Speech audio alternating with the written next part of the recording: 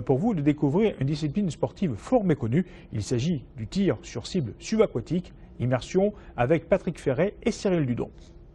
Un masque et un tuba, des palmes et une arbalète semblable à celles utilisées pour la chasse sous-marine suffisent pour pratiquer le tir sur cible subaquatique. Une discipline toute récente en Indre-et-Loire puisque l'association Touraine Plongée n'a créé sa commission que l'an dernier.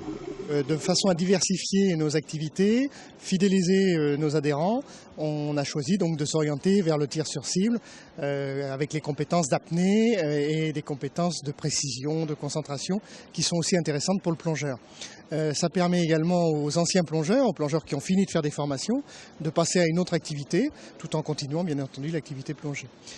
Parmi les 28 compétiteurs présents hier à la piscine Gilbert Bozon pour disputer cette manche du championnat de France, le jeune Rennais Johan Belpré, 5 fois champion de France au général et détenteur de nombreux records de France dans plusieurs épreuves.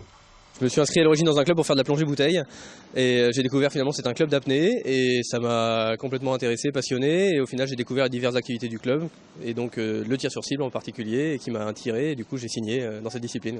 Ce qui me plaît dans cette discipline c'est d'allier à la fois des compétences d'apnée, dynamique, physique, donc le palmage et puis un côté tir, un peu de précision, un peu plus fin quoi, dans un sport un peu qui se rapproche du tir aérien quoi.